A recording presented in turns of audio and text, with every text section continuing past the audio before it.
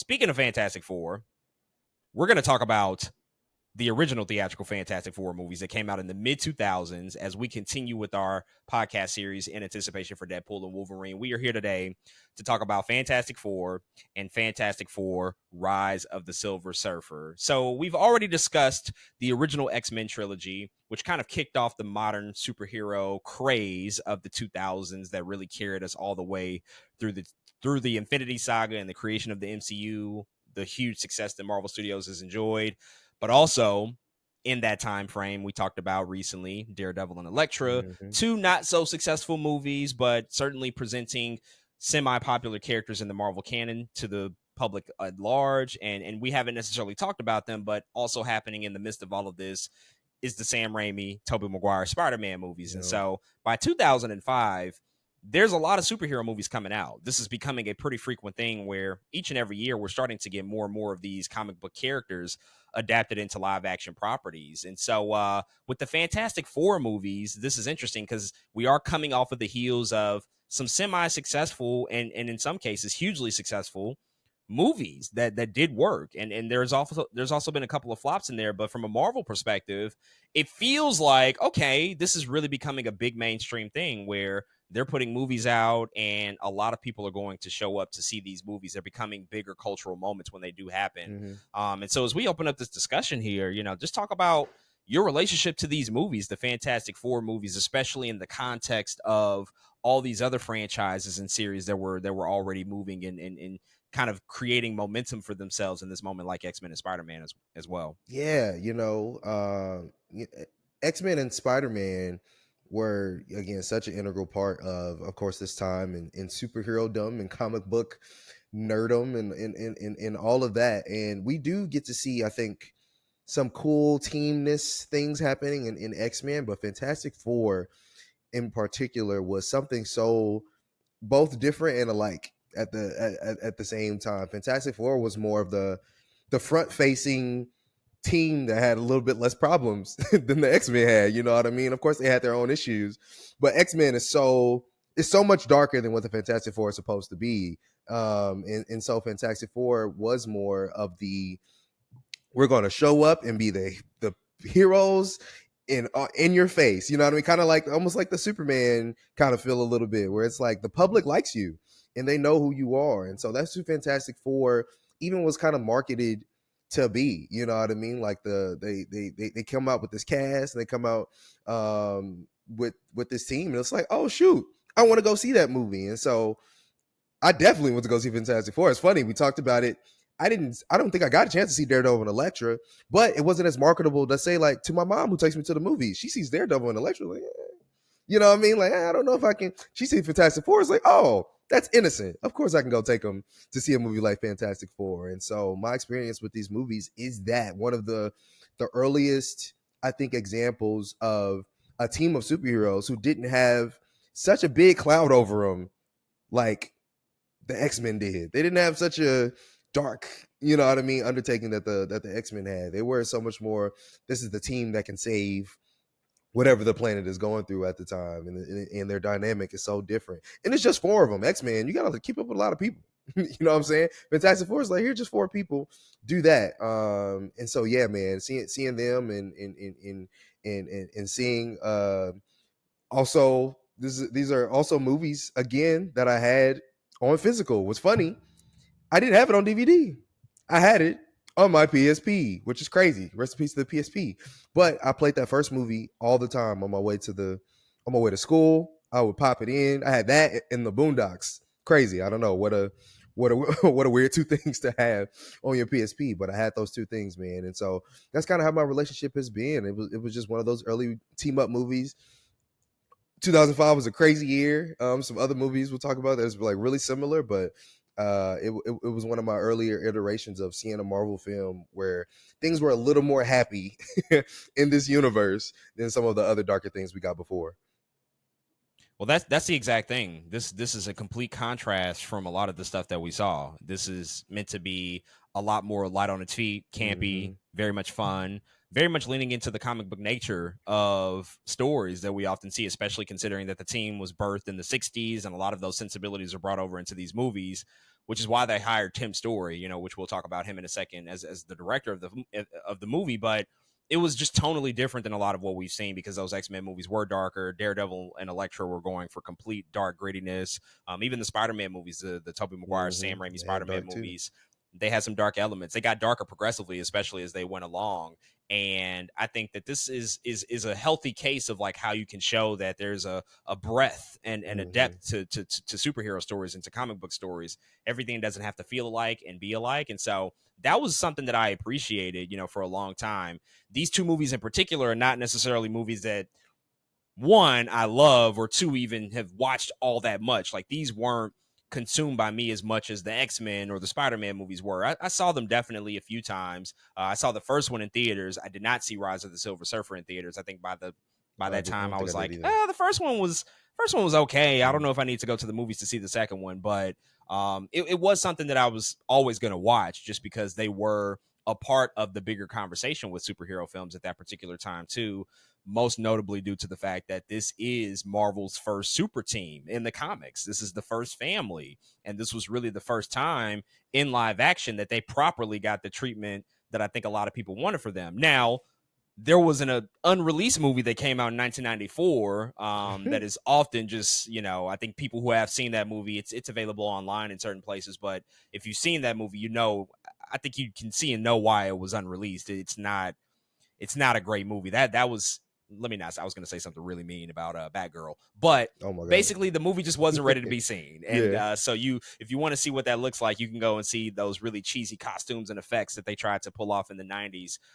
They just didn't have the proper budget, the proper effects, the proper technology. So by the time we got to the mid 2000s and we saw what was capable, and we can see Spider-Man swinging from skyscrapers, we can see the X-Men and their mutations. Oh, it's like, oh yeah, we can do a Human Torch now. We can do Invisible Woman. We can do a stretchy Mr. Fantastic. Like that stuff was achievable now, and that team dynamic was going to present something entirely different than we hadn't really seen before in other superhero films. But the year of 2005 is super interesting because all of the movies that came out that year extremely different from each other, and I think that's the story of 2005 for this first Fantastic Four movie that came out. I think in totality, that is a year of just contrast across the board. You have a Fantastic Four movie that comes out in the middle of the summer. It's super campy and super lighthearted, not meant to be taken too seriously.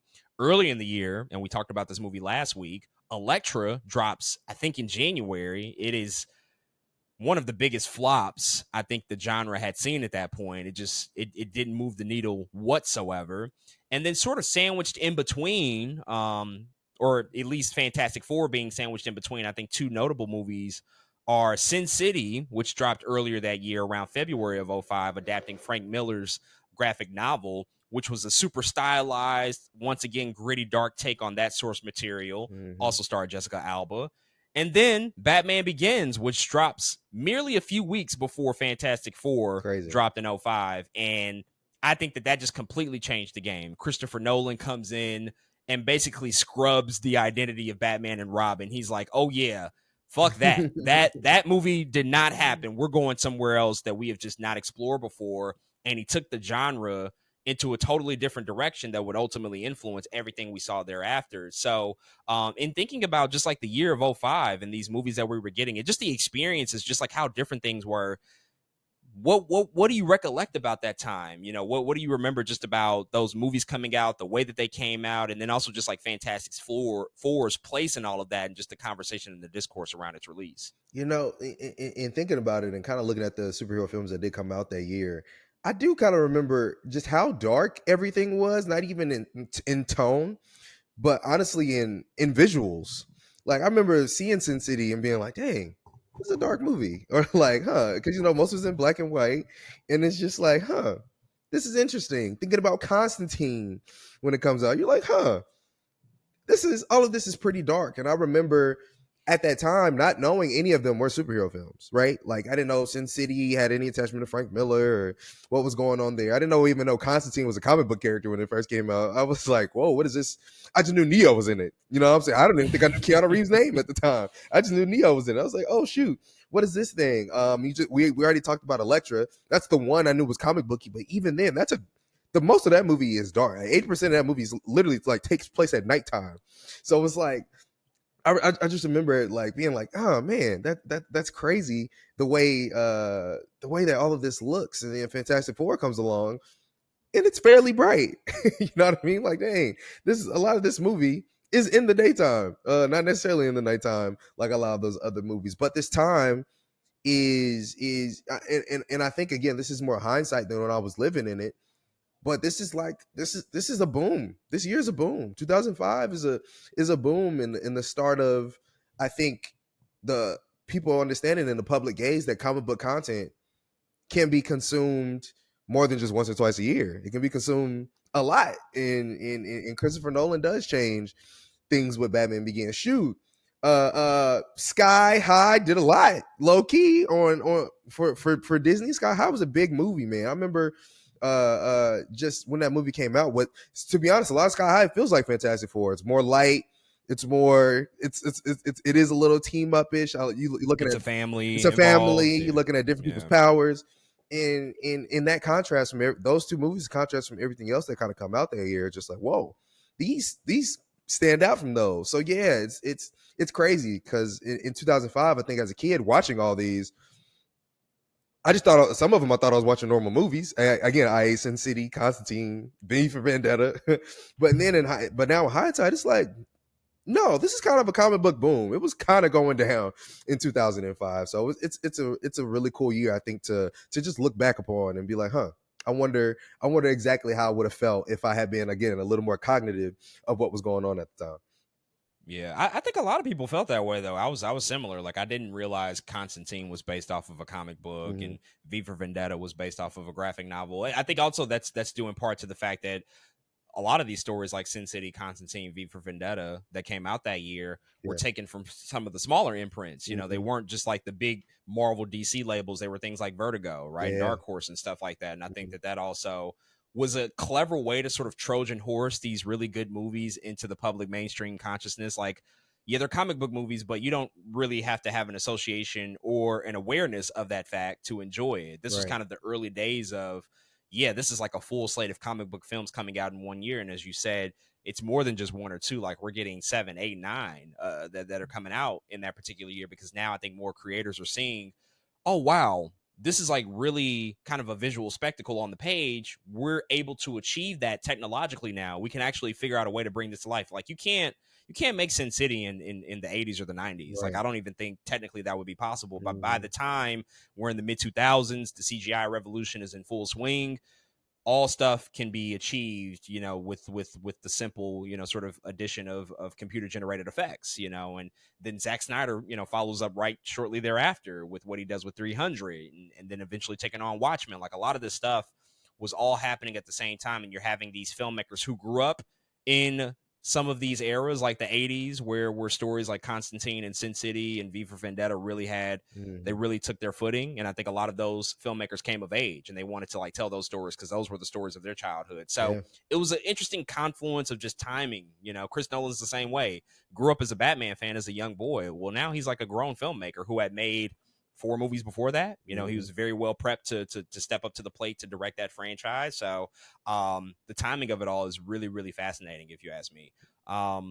In terms of Fantastic Four, you know, being a movie that was in development, this was something that had been in development for quite a while. You know, I know we complain about Blade, but when you look at Fantastic Four and the development hell that this movie went through, man, it makes Blade look like a cakewalk, at least up until this point, because they had been working on this movie since the unreleased version came out in 1994. They immediately wanted to try to figure out a way to make another version of the film, to release it in theaters, to do something and give it a bigger treatment, essentially. And especially considering movies like X-Men and Spider-Man sort of accelerated the desire on the part of audiences and also the desire on the part of studios to say like, oh, well, we need to make more of these. We need to figure out a way to make these really, really profitable for us. And so they have been searching for directors for the Fantastic Four movie for years. It went through about 5 different directors. The first director attached was Chris Columbus, who we talked about last week because he was also attached at one point to direct Daredevil. Chris Columbus initially was signed on in 1995. This is off of the heels of him doing Home Alone and Mrs. Doubtfire, so he was incredibly successful and hot at that point. He decided to not take on the job, but he does receive an executive producer credit on the movie. Then also Peter Segal was hired to direct the movie in 1997, as well as Sam Weisman. So a couple of quick director changes in that year. And then in February of 1999, with development taking longer than expected, one of the Fox executives ended up signing a deal with Marvel to extend the control for the rights of the film because they really wanted to make this movie, but they just could not get it off the ground with development. Eventually, another director, Roger Gosnell, he signed on in 2000. And then a name that I think a lot of people might recognize at this point, Peyton Reed, signed on to direct this movie in 2001. This is not the first time that Peyton Reed has been attached to a Fantastic Four movie, but he ended up departing the film in July of 2003. So he worked on it for quite a while, a couple of years there.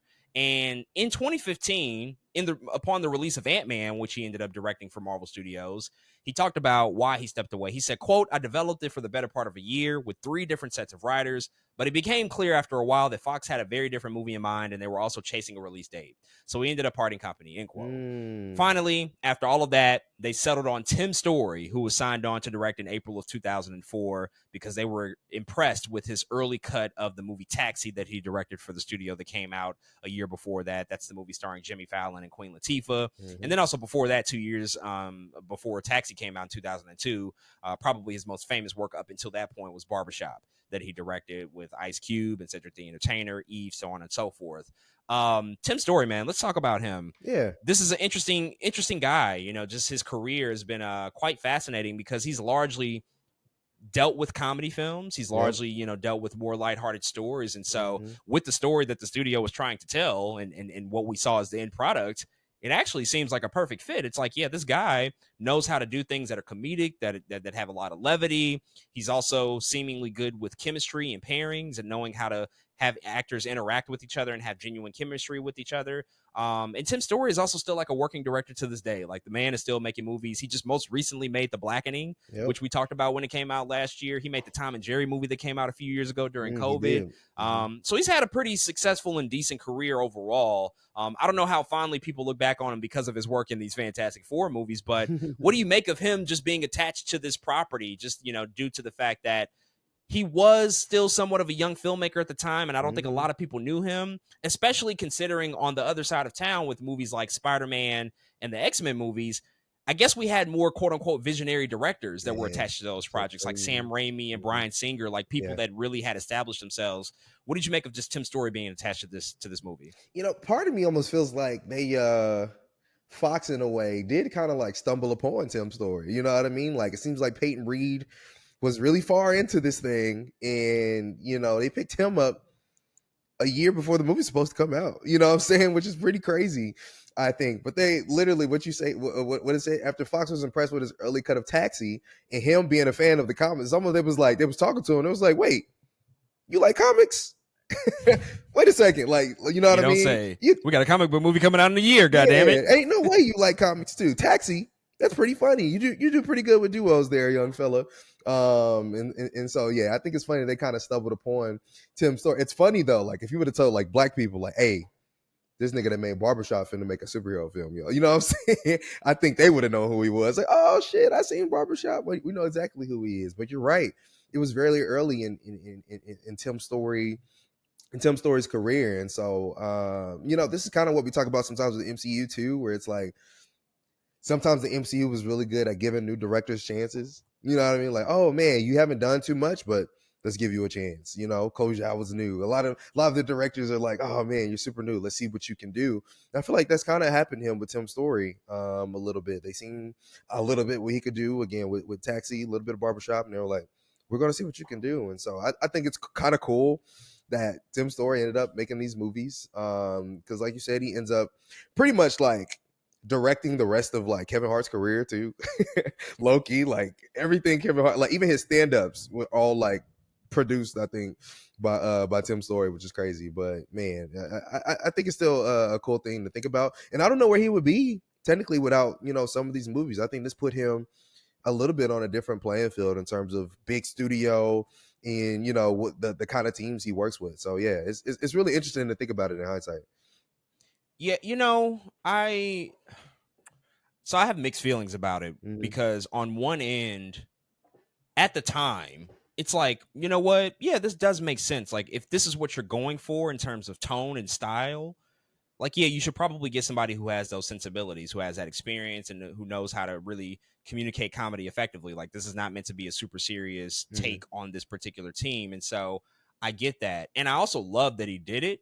And I watched the behind the scenes featurette of the first movie and even the second movie, and you can tell that the guy is super passionate about the source material. Like, he was a fan Mm-hmm. of the Fantastic Four, and he was very engaged and was certainly, I think, up to the task of making this happen and pulling it off. At the same time, though, what I find interesting, it's a couple of different things, because upon rewatching these movies over the years, in comparison to some of those other movies that we got, some of those peer movies like Spider-Man, X-Men, the Batman movies, this one lacks a Mm-hmm. distinctive style that those movies absolutely have. Mm-hmm. When you watch the Spider-Man movies, those are Sam Raimi movies through and through. Yeah, The Batman Begins, Batman Dark Knight trilogy, those are Chris Nolan movies. for Bryan sure. Singer, his handprints are all over that stuff. And these movies don't have a style at all to Mm-hmm. me. They feel very much studio made. Like, if we just had to like put a superhero movie through a studio system and have no real creative input, Yeah. that's probably what will come out on the other side is these Fantastic Four movies. And I'm not saying that as really as a shot to him. I just think that I feel like Fox really knew what they wanted, and Yeah. they went with the director who was younger, That that they they could knew that they could control. probably influence and Mm-hmm. keep under control, Yeah. as opposed to a Sam Raimi who had already been working for like 20 Oh, yeah, he years would when have he been like, stepped hell up to no. do Spider-Man. Like, Yeah. yeah, like, you're not controlling Sam Raimi at Mm-hmm. that point, you know. And when they tried to, he was like, "Oh, I'm done. I'm walking away. I'm not doing any more of Mm-hmm. these." Right. So I think that that's interesting, because that also, in and of itself, kind of set the blueprint for what we see with Marvel Studios. Mm-hmm. On the other side of them hiring young directors and giving them chances, like, on one hand, somebody can look at that and say, like, well, that's like, you know, that spin for, you know, they find young directors that they can keep in check, right? They're not Mm-hmm. necessarily working with those directors who have a long history, have a lot of leverage and a lot of pull in the city, and they don't need Marvel. You know, doing a Marvel movie is kind of a favor for their careers. It's not necessarily something that they need. Whereas like a young director, it's gonna break them into the mainstream and catapult them to new heights. And I think that that's the other thing about Tim's story, is that these movies financially were successful. They were actually pretty They successful compared were. to their budgets. And I don't feel like his career went to the places that you would normally expect a director's career to go after directing something of this nature. That's Like, true. no, the movies weren't critical darlings. People didn't love them. Like, it was never that. That was Mm-hmm. never a part of the conversation, but it still made a lot of money. And he has had a successful career, but in some respects, I feel like it could have been even bigger after stepping up and doing these huge tentpole movies for a big studio. And at that time, when Fantastic Four came out, it was the highest grossing movie by a black director ever. That was only just surpassed by Ryan Coogler with Black Panther. Mm-hmm. It took 15 years for that record to be broken, something like that. So I don't know. Do you have any thoughts about that? Just about like the trajectory of his career? Like, I think we've both seen a lot of his movies after that, right? Like, Oh yeah. and maybe not always knowing, like, yeah, this is a Tim Story movie. I don't even know if that Yeah. has any meaning or weight, but I don't know. I just kind of felt like his career might have just took off in a different direction, and it doesn't seem like it necessarily went that way. Yeah, it definitely went a different direction because, like you said, somebody who directs a movie like that and makes that much money, I think in my head, you do expect him to get kind of that bigger scope work after that. But like Tim's story that didn't happen. In fact, he had to kind of go back to the black community, not to, of course, degrade the black community, but we could only go so far at one point, right? Like our movies can only have so much scope. We only have so much budget.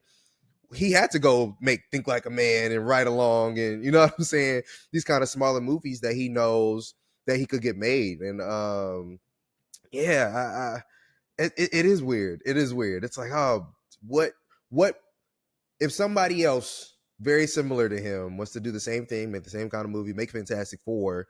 What kind of movies would they have been allowed to make after that? You know what I mean? It's 2024, and even more recently, we just talked about he came up with The Blackening. Very small movie, very small in scope, small in budget. I don't know. It's almost like he never got the chance ever again. You know what I mean? It never fell on his lap. Let me ask you this, because at a certain point, things can either be a coincidence or you can notice a pattern. Mhm. And all those movies you listed, like these are all black films, black casts. Yeah. I'm sure primarily black crews. Mm-hmm.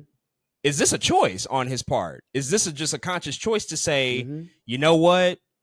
I did that big studio shit. I worked on these huge tentpole movies. It really wasn't for me. Yeah. I'm not a fan Mm-hmm. because he does think like a man and Ride Along and Shaft and The Blackening. And at a certain point, it's like, I don't know. Maybe it's a choice, that Yeah. he's making on his part. I don't know. You have any thoughts on that? If it was, maybe a conscious effort to go back to what he felt comfortable with and what he felt like was going to be more fruitful for his career. I mean, that's probably really it. Like, you do the Fantastic Four movies, and it's like, critically, it doesn't. I feel like he didn't feel like he had the same impact, right? Like you said, they weren't that critically well received, though. I think technically they did have some okay impact, right? Fantastic Four we're talking about here, but the way people talk about Barbershop, right? The way people do even nowadays talk about Think Like a Man, the way we do talk about some of these other movies, maybe that he found out that's his lane. And he's not, and maybe he knew after Fantastic Four that he was being controlled, or he felt like he was being controlled, and there maybe Fox had their hand in too much in too many things. Again, I remember just reading about how they tried to rush to get Elektra made right after Daredevil. They were like, "Oh man, we got to get this movie." I can only imagine what he went through if this movie comes out the same year. You know what I'm saying? As Elektra. So I definitely think it could be a choice as well, man. And maybe even a little bit of both, right? Maybe he wasn't allowed to make something else, but he was like, all right, well, shit, I'm gonna go make Think Like a Man too. You know what I'm saying? Because that's what because that's what I can do. So yeah, I definitely think part of it could be a choice. Absolutely. Yeah, it's an interesting thing to examine. I'm paying so close attention to Ryan Coogler and his career. It's obviously totally different circumstances, totally different time. For sure. Black Panther essentially will give you the key to do whatever the fuck you want in He can do Hollywood whatever after you make a movie like that. So him and his trajectory, and I think us as an audience watching him and us as fans, like, we know that he has a choice. We know that for a fact. Like, Ryan Coogler doesn't have to do anything. He has earned the right to choose what his career is going to look like, and I don't know if Tim Story had that. I don't know if we'll ever know. He doesn't seem like the one to like interview and talk as public as some of these other directors. He kind of just works and keeps it pushing, which I can appreciate, but it's an interesting thing to unpack. Let's talk about the casting of this movie. This, like many movies, like many big budget movies, goes through several iterations of casting, and who we ended up with is not necessarily who we started with. In fact, Paul Walker, RIP, initially auditioned for the role of Johnny Storm, the Human Torch, but he eventually lost the part to Chris Evans. Going to have a lot to say about Chris Evans in this pod. Right. And also, several actresses tried out for the role of Sue Storm, aka the Invisible Woman. That was a hot role at the time. That list includes Rachel McAdams, Sarah Michelle Gellar, Kerry Russell, Claire Danes, Julia Stiles, Kate Bosworth, Alicia Cuthbert, and Elizabeth Banks. It's a pretty star-studded list of high-profile actresses. Lit. Yeah, it's kind of crazy when you really think about that. I mean, Rachel McAdams, Kerry Russell, Claire Danes, like, this is kind of nuts. But eventually it went to Jessica Alba.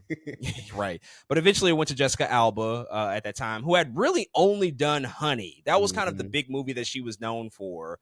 And Elizabeth Banks, also at that time was already acting in a Marvel movie. She was in the Spider-Man movies. She was one of the workers at the Daily Bugle. And Rachel McAdams, we know, would go on later to play Dr. Palmer in the Doctor Strange movies. And so there's a lot of, sort of full circle moments for some of these actresses. But how do you feel about just that list of names there? I mean, just like what we could have potentially seen versus who we landed on. Yeah. Wow. Actual good actresses. Like, nothing on Jessica Alba, but she is not what a lot of those actresses that you named off are today, like Rachel McAdams. Sarah Michelle Gellar went on to be a whole nother different kind of star. Kerry Russell. It's just very interesting, I think, to see how competitive it's funny because you said, we always go through crazy casting, but and so many of them end up like this. You're like, blah, blah, blah, audition for the role. You're like, what?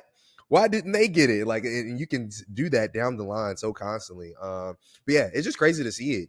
Even Elizabeth Banks is like, huh?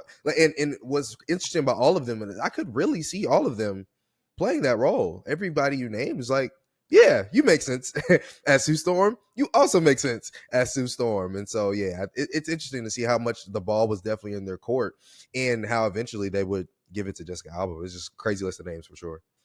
We just went through this with the new Fantastic Four. We went through like 4 different A casts lot of before they casts. landed on, who we finally got. This is it's really really tough when you have to do an ensemble like this. When you have to Yeah. cast 4 leads. It's Mhm. really really difficult. For the role of Mr. Fantastic, allegedly, this is all very much like just internet research. I don't know the validity of a lot of this stuff, but this is what's out there. Brendan Fraser and George Clooney apparently auditioned for the role of Mr. Fantastic, aka Reed I can see Richards. George. I don't know why George would ever touch any of this shit after Batman and Robin. That really blew me when I read that. He Like, wanted I had redemption, no man. He clue. wanted redemption. Shit, you're not getting it in this movie. This is not the movie to get that redemption in. Like, yeah, maybe something better, like a Chris Nolan movie or John Favreau Iron Man, but this wasn't it. So he would have been Too funny. he would have been down 2-0-2 if he ended up in this movie. Unfortunately, Brendan Fraser, I think, also kind of made sense at this point. He was huge coming off of the The Mummy Mummy. movies, but eventually, Ioan Gruffudd ended up getting the role of Mr. Fantastic. And this one was crazy. James Gandolfini, the late James Gandolfini, rest in peace. Tony Soprano himself auditioned for the role of Ben Grimm, aka the Thing, He but makes ultimately sense. lost it out to Michael Chiklis. But yeah, can kind of see that. Definitely can like showcase and illustrate like having a temper, but also a calm, sort of softer Yeah. underneath, interior, and then also just like the challenges and complexities of the physical appearance. Like it actually kind of makes a lot of sense. But all that being said, we landed on who we got in this movie, and that was Ioan Gruffudd as Mr. Fantastic, Jessica Alba as Sue Storm, Chris Evans as the Human Torch, Mhm. and finally Michael Chiklis as the Thing, Ben Grimm. These were all, I think, pretty respectable actors in certain regards. Like I said about Jessica Alba, had only really done Honey at this point, so she had gotten her name out there and was known to certain audiences, but this really kind of took her to another level in terms of superstardom. Ioan Gruffudd, I mean, he had done a few things. I think probably most people recognize his face because he showed up at the final moments of Titanic. Like, he's the guy who Yeah. tried to show up and save the people that were still swimming in the ocean. He was in the movie for like 30 seconds, but everybody in the world saw that movie, so you probably remembered his face at that point. Michael Chiklis, man, he was in the middle of a very very hot run on his TV show The Shield. Really really incredible TV show, Mhm. critically acclaimed, and so him stepping into this is something that I think makes a lot of sense. And he was also, I think, out of this primary cast, kind of the only person who really lobbied to play his role. Like, he Mhm. really made a case for why he should have been Ben Grimm. And then last but not least, Chris Evans, who had done a few things up until this point, probably most known for his role in Not Another Teen Movie, Mhm. sort of a breakout performance there, steps in as a Human Torch, a very charismatic, hotshot character. In hindsight now, now that we've grown up and we've seen just how comic book movie castings can really be integral. They can really make or shape a franchise. How do you feel about these four? Just the choices and I think more importantly their chemistry with each other and how they sort of display those family tendencies that we typically associate with the Fantastic Four property. To be honest, I think the casting is still one of my favorite parts of the film. I think they did a pretty good job. A lot of it is look too, right? Just visually what they look like. And I think they got that stuff right really with these movies. It is interesting when you see some of the other people that were on the block.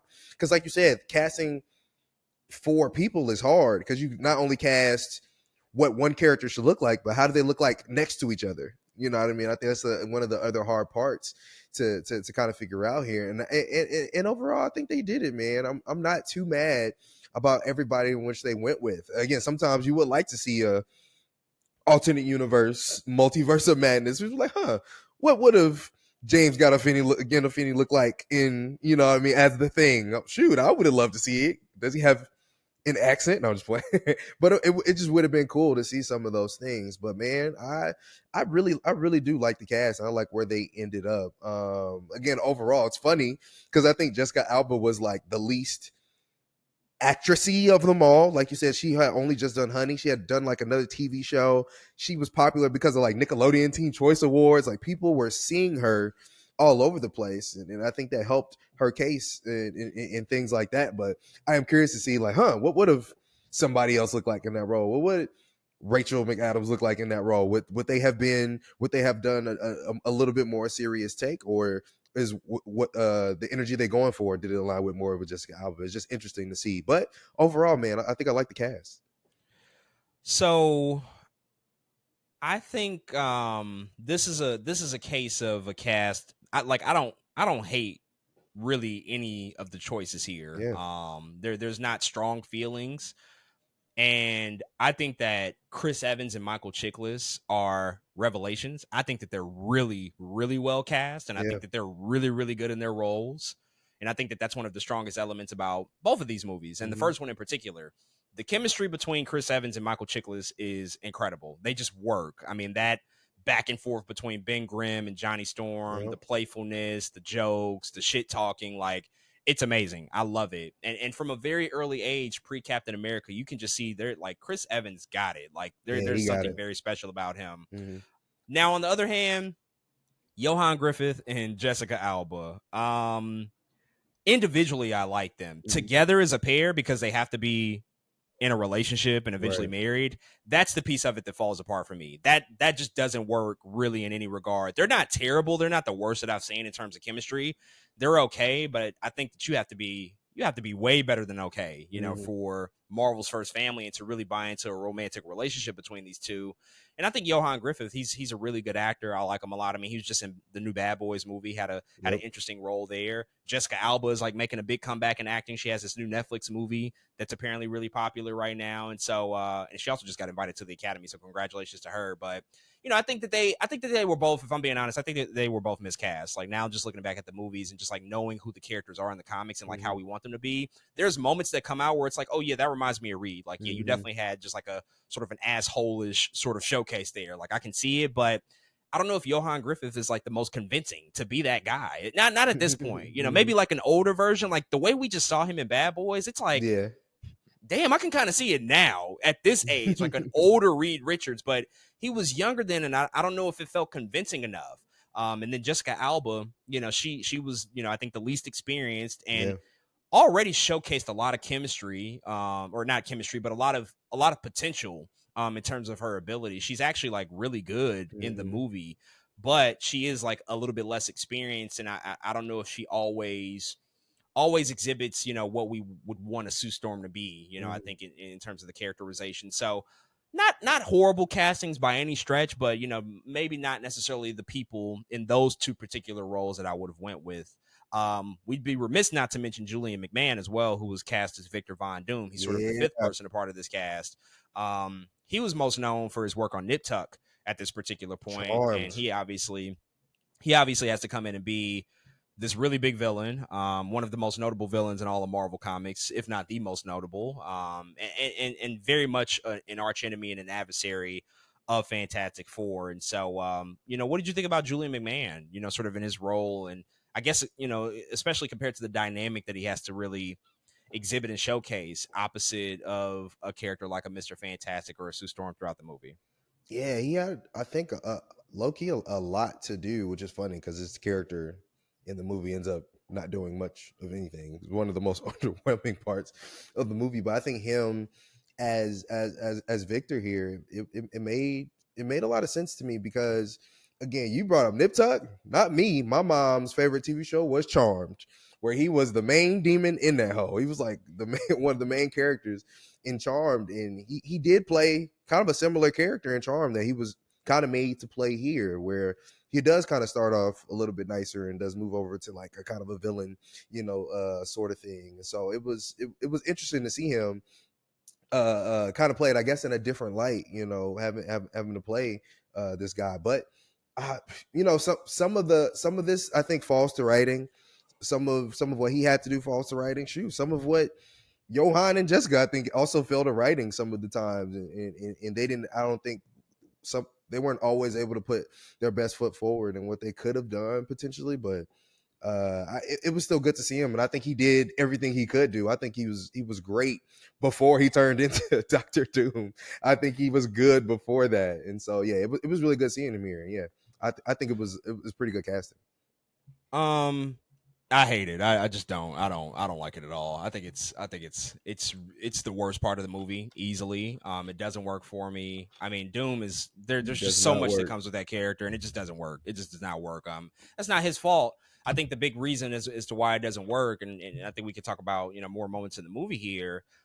His whole story is a complete ripoff of Willem Dafoe in the Green Goblin and Spider-Man. Yep. I think that it's a one for one pasting of that movie, of that particular story. It's a guy at the top of a company, CEO leader who gets ousted. Now he wants revenge, so on and so forth. Like we saw it years ago with Willem Dafoe, and what he did with Green Goblin, and it's the same exact story. And I think that that's just like a complete disservice to Doom as a character, because there's so much more that you can do. There's so many more layers and so many more things to his mythology, that they touch on here, but you never unpack it in any meaningful way. And then the chemistry is just never there with anybody else on screen. Like it just doesn't work. I mean, he's an asshole, but like it's just like Doom isn't just like a snarky asshole. Like that's not really his character. You know what I'm saying? So I think that they just kind of completely miswrote him, and the way that Julian had to play him to sort of live up to what was on the page just takes the movie and the feeling of the movie and just his presence in an entirely different direction. And then also just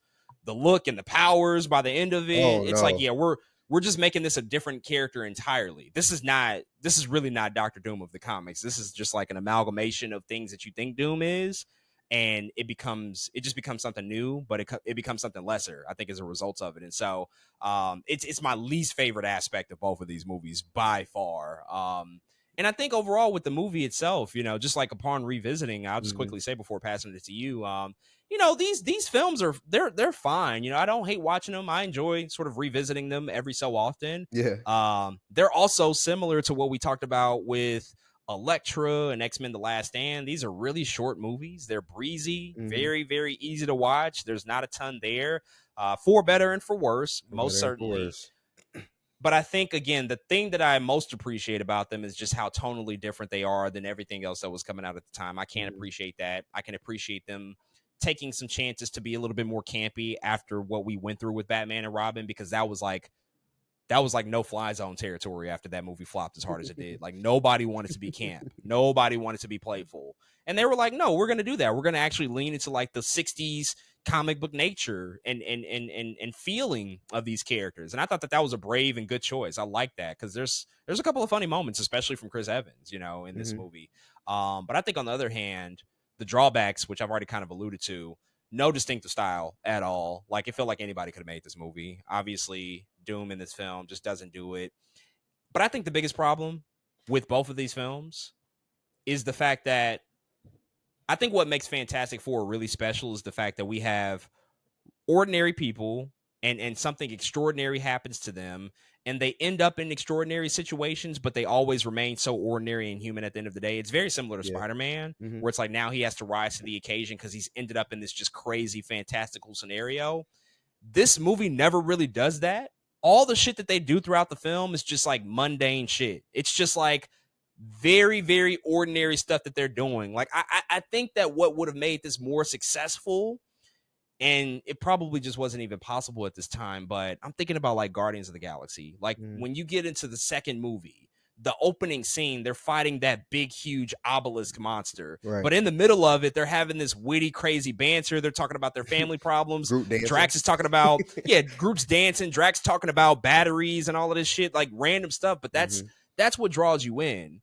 We don't ever get anything like that out of these movies from these characters. And I feel like that's the dynamic of Fantastic Four that we should be seeing, and I think that was just like a big missed opportunity from a tonal perspective. But just, thoughts and observations just upon like revisiting the movie and how your relationship has sort of grown over time with the story. Yeah, even in my rewatch, I like the first one. I do. I don't necessarily, I don't love it. Because I don't think it's an amazing movie, but I have fond memories about it. And in rewatching it, I was like, it's incredibly corny, but that's kind of what makes it fun. Like, there's so much dumb stuff happening in the film that's like, how do we get here? Like, when they're also the pacing is crazy. Like, if we're on the ship to go get our powers at like the 8-minute mark, I was like, whoa, how did we get here so fast? It's kind of insane. And one of the biggest takeaways for the movie for me is the Dr. Doom stuff. It's like, I don't know what's going on over there, but I like some of the weird Fantastic Four things going on. The Thing in Ben and what he had going on.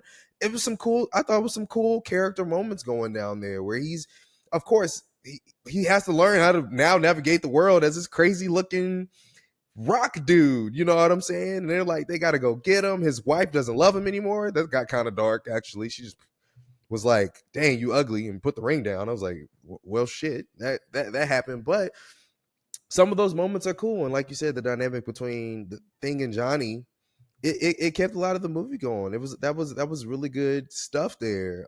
The CGI was kind of crazy sometimes. I didn't know what was going on with some of the CGI. That's But an understatement. it, That it shit is really rough. I mean, with Mr. Fantastic especially. oh my god, Mr. Ooh, Fantastic especially, it was like, oh boy, of course we can't take you seriously or who you're supposed to be because this looks ridiculous, bro. I don't know what y'all were doing in the CGI corner there, but man, it embraces that campiness, and it has a lot of fun. But I think not taking itself too seriously. Like you said, some stuff was just mundane and goofy, and I have fun with it. And I think because I know there's so many other better superhero films out there now. Like what we have now is so different. What we have now looks better, it feels better. A lot of these team dynamics are better, but it's a campy blast, I think. And so I don't mind the first one. The second one's like, oh boy, what's going on here? But the first one I can deal with. Did you catch how they started this movie and ended it the same way with Doctor Doom? They start the movie with Doctor Doom with Doctor Doom as a statue, and then they turn him into one. yeah. What? Mm-hmm. Why did they do that? I just think that's funny, and I don't think a lot of people would like ever caught that part of the movie. I think it's hilarious, but I think it's a little bit better than we give it credit for, but not a great movie by any stretch. But I still like it, man. I still like it. So I'm gonna say something. I don't know how it's gonna come off to people listening. Um, I like the second movie better. That's crazy. I think it's better than the first one. I'm gonna be honest, and let me caveat and say this: these two movies for me pretty much hit the exact Exact same same shit. register. Yeah, They are like, I mean, it's pretty rare when you get a movie and a sequel that feel the same. spiritually, stylistically, tonally are almost like one for one copies of each other. Where it's like I could just sit down and watch these back to back, and it's probably just a long movie. It's not really even two distinct movies, and I think that that's not a good thing. Like a movie shouldn't feel that way. It should feel every time you make something, even if it's a part of a series, like it should Yeah. feel distinctive and have its own identity. Mm-hmm. But these two hit the exact same register for me, and I think what I appreciate about Rise of the Silver Surfer, although there's a lot to not appreciate, we just don't have to do any of that build up. Yeah. Any of the build up shit that we did in the first one, Mm-hmm. even though it doesn't take long because the pacing is crazy and it's all over the place. We just get right into it, and I think that that's why I feel the way that I do about the first one. That it's just like I don't know, man. I think having Doom as the villain in the first one was a mistake, Mm-hmm. first and foremost, or at least having For him sure. as the only villain was a mistake. Like, Mm-hmm. let's introduce another villain, like a low level minor villain, before we get to Right. him. But you would also need a longer movie for that. But even like Mm-hmm. the first Tobey Maguire movie, like you had a couple of very low level villains before we got to Goblin, like just like True. random people, like the burglar who kills Uncle Ben. True. The burglar is a consistent villain in the comics. Man. Like Even the that is a wrestlers. character. Even the The wrestlers. wrestlers like Mm-hmm. are villains, so they had those characters to like set up and build up, how he becomes the hero that we know him to be, to challenge him, or make him ready for the challenge that he'll ultimately have to face with Goblin. But we just go straight to Doom. We go Yeah. straight to the arch enemy Like immediately. no Like training arc. nothing Yeah. at all. Like, let's get Mole Man in there. Like, let's do something really weird and crazy. Like, why not? If we're gonna be campy, like, let's just do something like that. And I think that would have been really useful. The second one, we kind of do that. We introduce Silver Surfer as like an anti-hero initially, but we find out obviously he's a good guy. He's on their side. Galactus, no, we're not gonna mention that. It's just a cloud. Oh But my god. Doom also comes back as a villain. So I just like I like the idea of multiple enemies at the hands of the Fantastic Four being in opposition. Whereas in this first one, I don't know. I don't know. It really just doesn't work for me in the ways that so many of these other films do at the time. Like, yes, it's fine to watch, but it's just a lot of plot holes, a lot of leaps in logic, a lot of weird pacing choices, and outside of like the chemistry and the interactions between the characters, it's just kind of looking at a movie that's just happening, and it's really not it's not doing anything. But I do want to go back to sort of the chemistry point, the actors involved here. Chris Evans, this is him before Captain America, which is just it's just so crazy that he had this past life as Johnny Storm. Because it's so opposite of what he does as Steve Rogers. It's so different. In these movies, I mean, he's an asshole completely through and through, and he's also finding every opportunity available to capitalize on the fame and the fortune that comes with being a member here. Like, he's looking for endorsements, he's looking for all sorts of opportunities to be on the news, to be with women. Like, he's just all over the place. But he's probably the best part of these movies, you know, in a lot of respects, because he has all those comedic beats, he has those funny moments. He's fucking around with Ben Grimm all the time. And then to just see him go on and maturate and become Captain America to such a degree where it's hard to even envision anybody else as Captain America. Just talk about that, you know, just like the transition, you know, between those two roles. I mean, because I think for a lot of actors, after these movies didn't live up to expectations, it would be easy to just walk away from this entirely and say, like, I'm not doing any comic book movies ever again. Like, I tried, it didn't work. But just 4 short years later, he decided to go back to the well and do it again, and ultimately it paid off for his career. Man, and even right before that, Scott Pilgrim comes out, and he's also an asshole.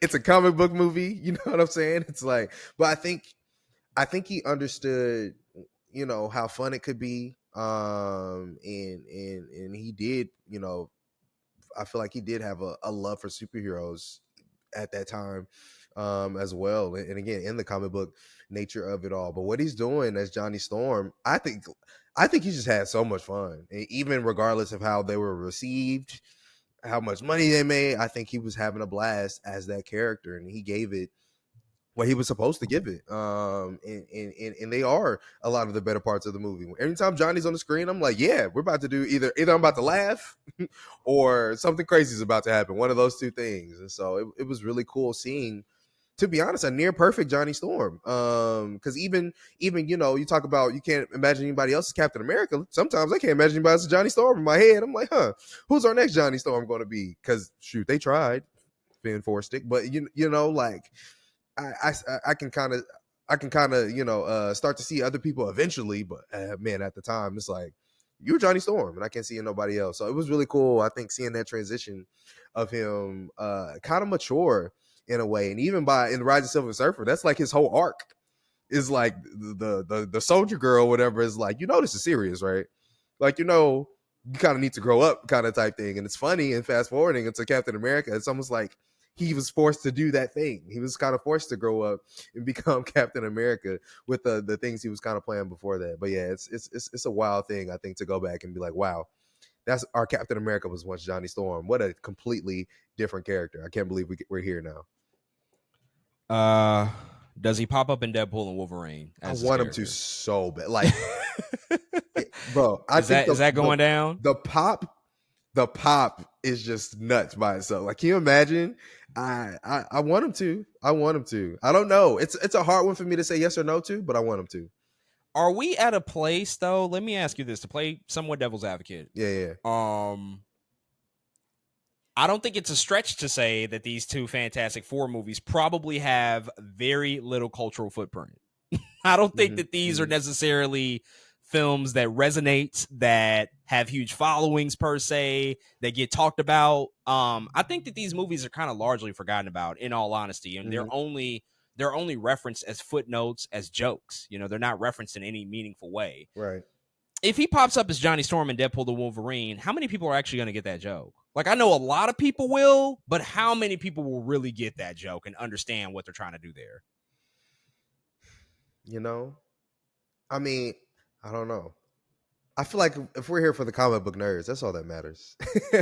But they're not, though. They're not. They're here for the world. They got to be here for the world. If Electra's in the movie, Chris Evans and Johnny Storm can be in the movie. Yeah, well, you know, that's They're friends. You They're know, friends. Sean Levy, Ryan Reynolds. That's just like, yeah, just He come to set. cheated. Yeah, right, just come Pull to up. set. Just put it on. Yeah, just pull up. But no, that's reasonable. That's a reasonable point. Like that's a super deep cut.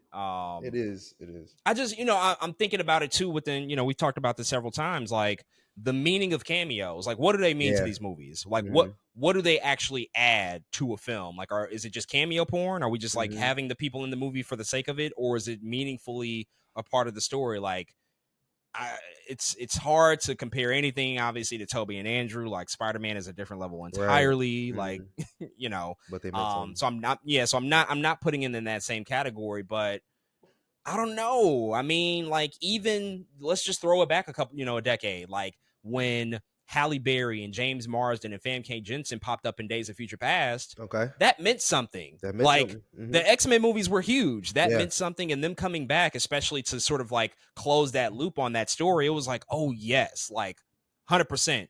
Erase all the wrongdoings of The Last Stand. Like, let's go back and fix that. It makes sense, and I'm happy that you did that. Johnny Storm, if Chris Evans pops up here, outside of it just being like a fun cameo, like, oh wow, that was great.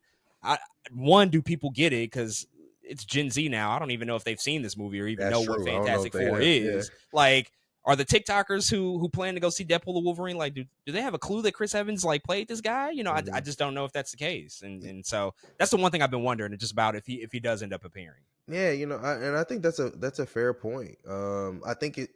I think it all depends on the tone that they're trying to set in this movie. If Deadpool and Wolverine really is that perfect mix between serious and funny, if we're doing this real send off to Fox completely, but all of it is also kind of like those movies were terrible, they weren't good. Maybe it makes sense, and maybe people understand that part.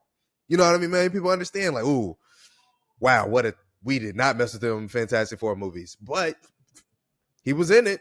We got variants. Of course, Chris Evans variant would be like a Human Torch. If that's the kind of send off we're doing, and then they go and kill him or whatever they're doing in that universe, maybe it works, but maybe there is another side where it's like, ooh, did y'all service the story in a way that made sense and not just a cameo? It depends on how it comes out. I think there's room for both to happen, but if they can do it correctly, I think it could work. I hope so. It has to be clever, but that's what they get paid the big bucks for. So hopefully so. Thematically, I want to kind of talk about these movies. Yeah. In particular, just like the nature of the Fantastic Four and what makes them different. First and foremost, they're celebrities, public-facing celebrities, Mm-hmm. and that was a dynamic that hadn't really been explored in any comic book movie up until this point. Superman and Batman were dealing with hidden identities, like they're trying to conceal their real Always. identity to Mm-hmm. protect their loved ones. X-Men, they're public-facing to an extent, but they're not celebrities really. Yeah. They're not presented that way. They're presented as outcasts, and humanity very much shuns them in a lot of respects. It's a lot of socio-political commentary going on there. Spider-Man concealing his identity. Daredevil concealing his identity. This was really the first time, I think, on a big scale, we saw superheroes who were like, nope, this is me. I am that guy. Everybody knows that I'm Reed Richards and I'm also a superhero now. And they play up that aspect in the movie, right? They play up that idea.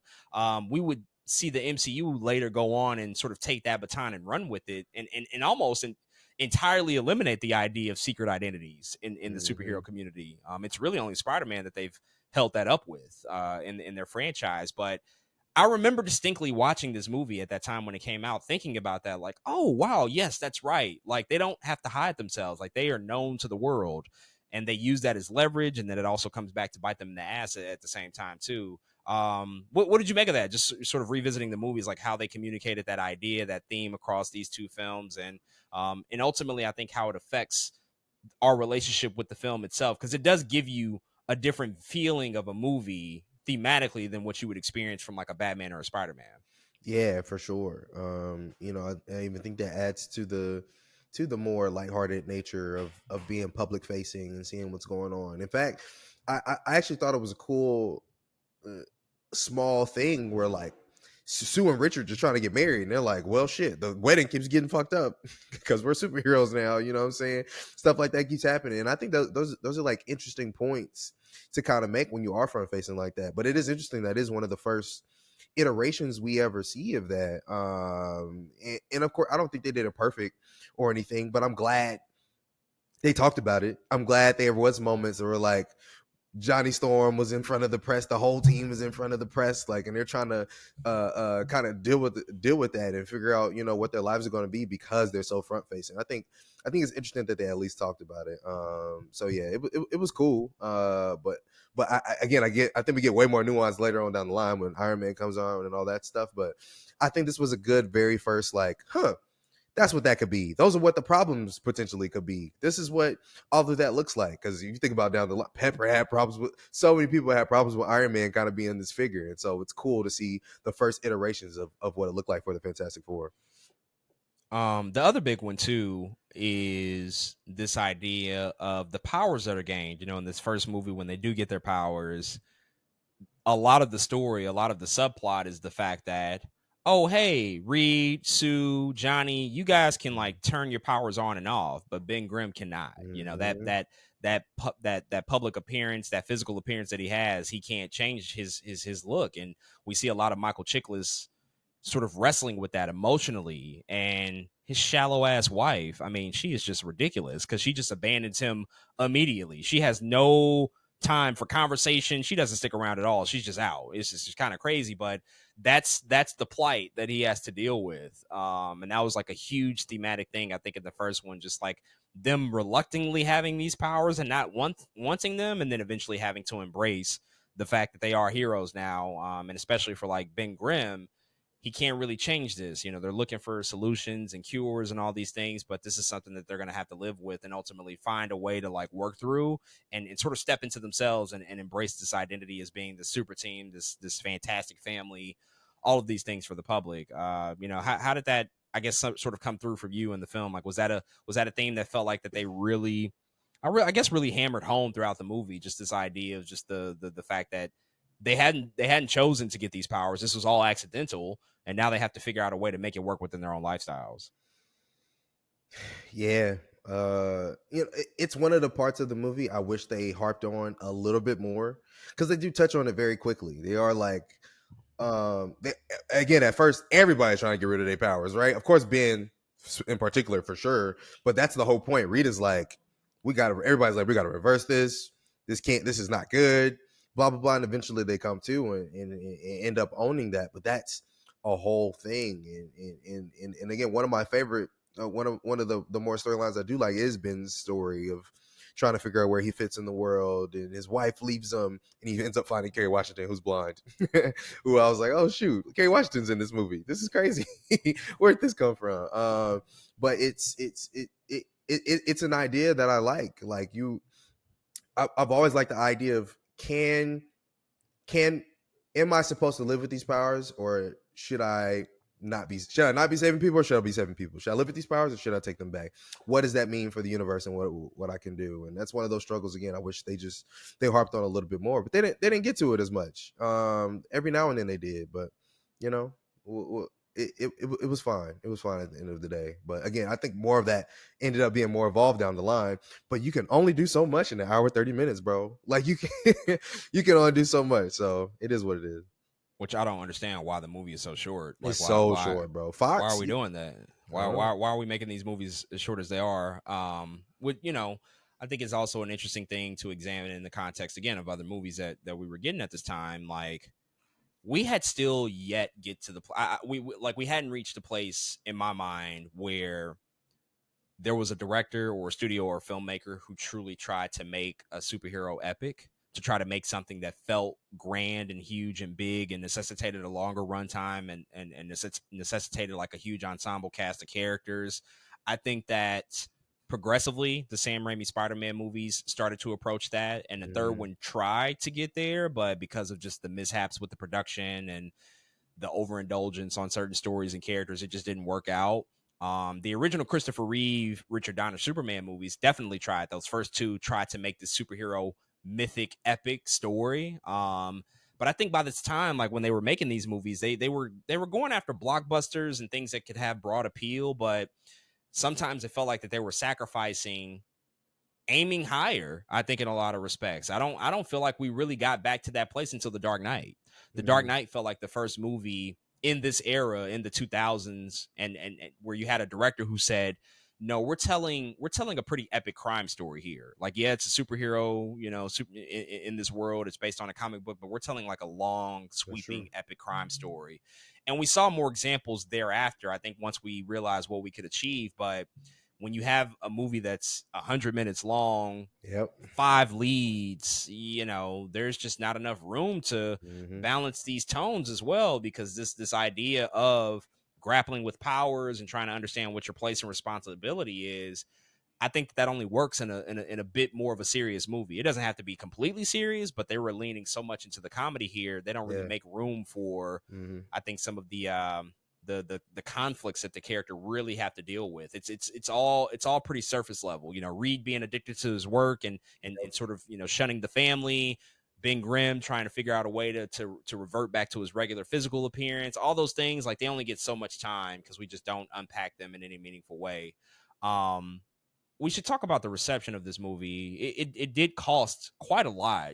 Fox greenlit the film with a $100 million budget, and it was commercially successful. It ended up making over $333 million worldwide, and it ended up being just right outside of the top 10 highest grossing Wow. movies of the year. Mm-hmm. It landed at the 11th spot. I'll read off the top 10 real quick. Number 10 was Hitch. Number 9 was Batman Begins. 8 was Charlie and the Chocolate Factory. 7 was Mr. and Mrs. Smith. 6 was Madagascar. 5 was King Kong. 4, War of the Worlds. 3, The Chronicles of Narnia. 2, Star Wars Episode 3, Revenge of the Sith, and 1, Harry Potter and the Goblet of Fire. So by the Wow. mid 2000s, What a year. franchise filmmaking is full steam ahead. Mm-hmm. We are fully entrenched in huge series, huge IP. This is now becoming the norm. And the top 3 are a complete showcase of that: Harry Potter, Star Wars, and the Chronicles of Narnia. These are all long form stories Yeah. that take place over multiple books, multiple movies. Those are the highest grossing films at that point. So we're still pre comic book movie golden age from a financial and critical standpoint, but they were represented. Batman Begins overperforms, and it does what it needs to do to create a franchise for DC. And Fantastic Four, again, based on its budget, actually was pretty successful. It did make back its budget, made a little bit of profit, and it allowed them to greenlight a second movie in Rise of the Silver Surfer. I think ultimately, just looking at the box office performance, that's one of the things that doesn't correlate with the critical reception of this movie. Mm-hmm. Because it was immediately something that people looked at and said, like, yeah, no thanks, this isn't great. It's not a great movie. Only 38% of critics on Rotten Tomatoes gave it a positive rating. Jeez. Average score 4.8 out of 10. Metacritic, similar story there. Average score was about a 45 out of 100, and a cinema score of a B from audiences who actually went to go see the movie, and that's on an A plus to F scale. So not a glowing response, not something that people were like yearning for and saying like, yeah, give me 7 more Fantastic Four movies. Mm-hmm. Did you find yourself sort of in alignment with these thoughts in this reception when the movie came out, or was it more of a situation where the feelings, I guess, associated with the movie became more complicated over time once we saw like how great something could be? Because I think even at that age, like, again, taste is a thing, and evolution, and Mm-hmm. exposing yourself to more stories. How do you remember how you felt at the time versus how your feelings have evolved over the years? Yeah, I mean, it's really what you just said. At the time, Fantastic Four comes out. I like it, man. Again, I had it on PSP for a reason. Again, it's probably not my favorite movie I've ever seen, but I love superhero shit, right? And so I'm throwing it in. And again, around that same time, Sky High is out. Like, I just love superhero shit. I'm ingesting all the superhero stuff, and I'm having a pretty good, decent time with it. And again, the movie's not long, so I'm okay. But I think it was something that happened over time where, bro, to be honest, and we talk about this all the time, but Batman did legit change the game. Like, Batman broke a lot of my ideas of what a lot of this shit was supposed to be. It was like, oh wait, whoa, what is this? Like, because it was like one of the first times I really felt. And I think, again, you're growing and you're getting older. Back in watching the Spider-Man movies, I knew I loved them. I knew they were good. But when I had seen Batman, I think it was also a moment where I was starting to understand like filmmaking. It was like, whoa, that is different. I've never seen that look like that before. That looked like that before. Coming off of a Fantastic Four movie where, again, we know CGI look crazy. We know some of this stuff doesn't feel and look maybe the way it should feel. So I absolutely am in that same boat as when Fantastic Four first came out. I was fine with it. I was having a good time with it. It was cool. But over time, I started to understand, oh, that's what we could do here. That is that's the height. That's the crescendo we need to make in order to get to where we want for these superhero films. So yeah, man, Fantastic Four was it started cool, but then again over time it was like, oh, that's the kind of movie you are. I see you for who you are now, Fantastic Four. Yeah.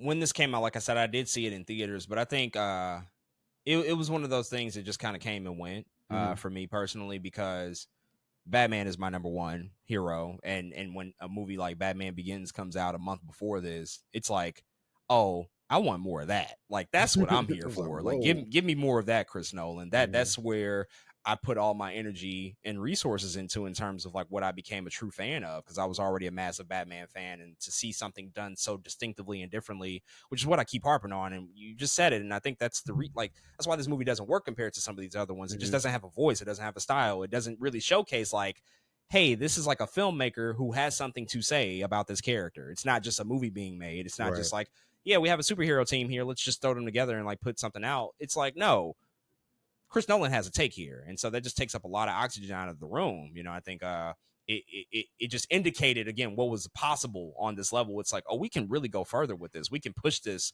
to new heights that we haven't explored before. They had only slightly touched these things, again, like grander storytelling, deeper characters, like that stuff had been briefly touched on in the Richard Donner Superman movies, kind of in those first two Michael Keaton movies and Tim Burton movies that they started to touch on that stuff, but again, evolution and how cinema had changed, I think we developed a desire for this, especially the long form aspect of it, because a series like Harry Potter at that time was just doing everything and hitting every box available, is checking every box. You know, the fact that you invest years and years with these characters, and it pays off, you know, with the final acts and all of these things. I think we just consistently desired that as an audience, and so we turned our attention to superhero films that would start to try to take on that type of challenge and try to figure out a way to like embed that in their own stories. And so, yeah, it came and went again. It was never a movie that I hated actively. It was just like one of those things where it was like, it's pretty forgettable. It's okay. It doesn't really, like, if the movie didn't exist, nothing would be different. Nothing would be different at all about anything in this genre. Like, there would literally be no differences.